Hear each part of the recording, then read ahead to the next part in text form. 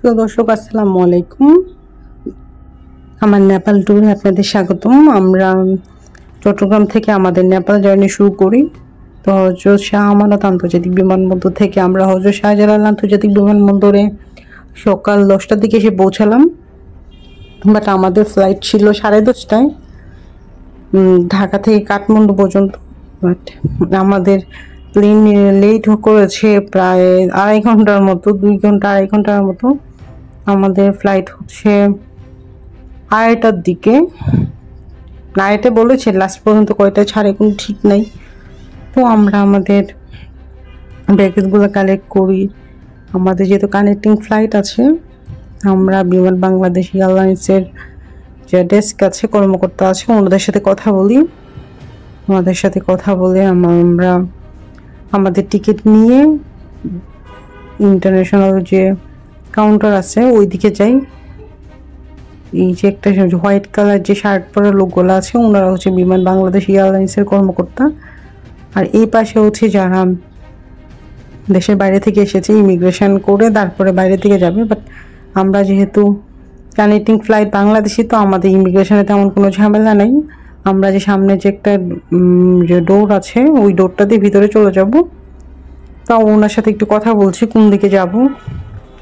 তো বিমান বাংলাদেশ এয়ারলাইন্সের লোকটা বলে দেয় যে এদিক দিয়ে যেতে হবে। যে আমরা আমাদের কানেক্টিং ফ্লাইটের টিকিটটা একটু দেখাই, তো ওনার সাথে একটু কথা বলে নিই।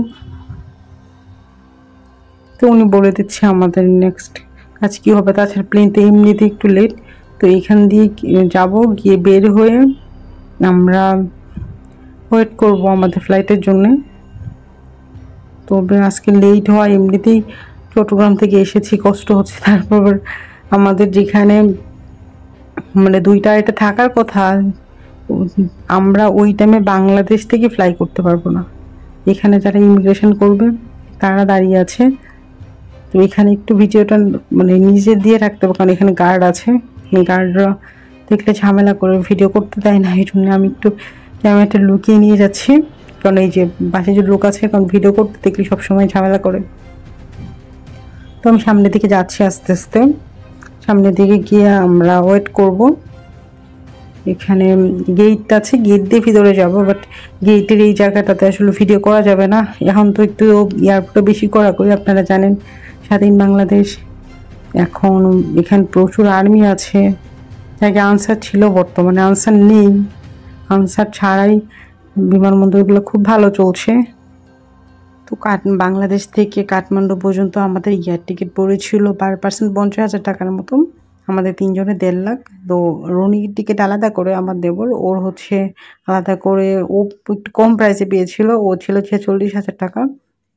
তো যাক, আমরা আমাদের ফর্মালিটি শেষ করে চলে এসেছি যেখানে বিমানবন্দরের ইন্টারন্যাশনাল ফ্লাইটের প্যাসেঞ্জাররা ওয়েট করে। কিন্তু আমাদের ফ্লাইট দেরি হওয়ার জন্যে আমাদেরকে একটা টোকেন দেওয়া হয়। ওই টোকেনটা দেখিয়ে আমাদেরকে একটা খাবার দেওয়া হয়। খাবারটা আমি দেখাচ্ছি আপনাদেরকে।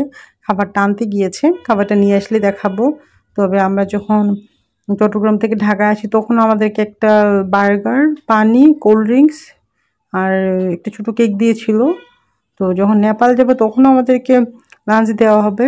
তো ওরা ফ্লাইট ডিলে হওয়ার জন্য আরেকটা খাবার দিচ্ছে। খাবারটা আনলে আপনাদেরকে দেখাবো। খাবারটা কিছুক্ষণের মধ্যে নিয়ে আসতে যাবে। তবে এই জায়গাটাতে সব প্যাসেঞ্জাররা ওয়েট করে, কারণ সামনে খুব একটা সিট খালি নেই, এই জন্য এখানে এসে বসেছি। তো আমাদের ফ্লাইট আর একটু দেরি হবে। এই তো এই খাবারটা দিয়েছে, পানি, অ্যাপেল, একটা স্যান্ডউইচ। তবে খাবারের মানটাও তো ভালো ছিল না। যাক, খাবার শেষ করে আমরা প্লেনে উঠে গিয়েছি। নেপাল গিয়ে আবার দেখা হবে। আল্লাহ হাফেজ।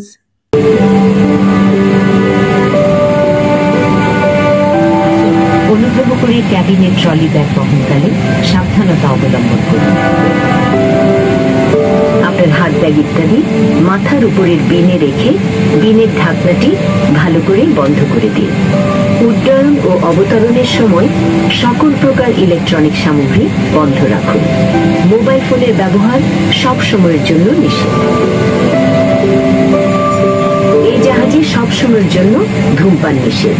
প্রতিটি টয়লেটে স্মোক ডিটেক্টর সংযুক্ত রয়েছে।